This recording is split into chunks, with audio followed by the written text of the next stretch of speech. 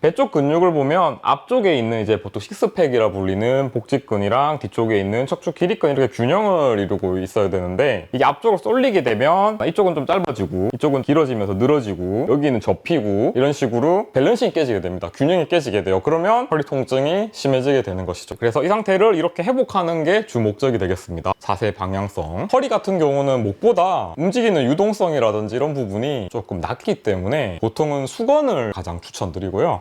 수건을 가볍게 말아서 그래서 가벼운 어느 정도의 높이를 허리 쪽으로 이렇게 대셔서 C커브를 확보해 주시는 게 좋겠습니다.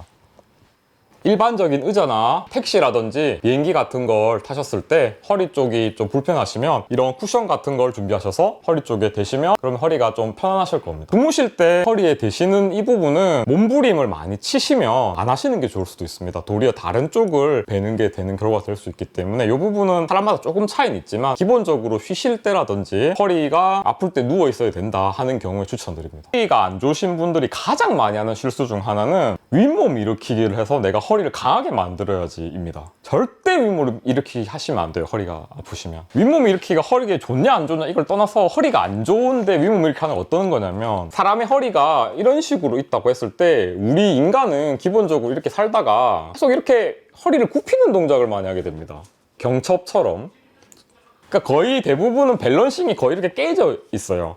그래서 허리가 이미 앞쪽으로 많이 굽혀진 상태에서 통증이 올 순간까지 밸런싱이 깨졌으면 앞으로 굽히는 동작을 하시면 안 돼요. 물론 뒤로 이렇게 많이 하시다가 뒤로 나오건 얘기가 다릅니다. 그러니까 배를 계속 내미시다가 허리 아픈 건 관계없는데 거의 99%는 이렇게 허리가 나가요. 앞쪽으로 굽히시다가. 해야 되는 운동은 이 앞쪽으로 굽힌 허리를 뒤쪽으로 원만하게 통증이 없는 선에서 제자리로 가게 할 수 있는 운동들이 중요하다는 겁니다. 자, 운동 치료의 핵심은 절대 통증이 있으면 하시면 안 돼요. 통증이 있는데 참고 절대 하시면 안 돼요. 이게 가장 핵심이고 만약에 모든 운동을 하다가 거의 못하겠다 싶으면 허리를 살짝 넣은 상태에서 가볍게 걷는 동작을 하세요. 그러니까 허리를 살짝 넣은 상태에서 척추를 세우려 하고 가볍게 걷는 동작.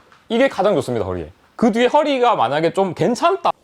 이런 식으로 하는 동작들, 그리고 V 동작, 슈퍼맨 동작들, 그리고 이 동작에서 좌우를 섞는 평형 동작, 그러니까 평형 자세를 하는 겁니다. 수영이 허리에 좋은 이유도 이것이죠.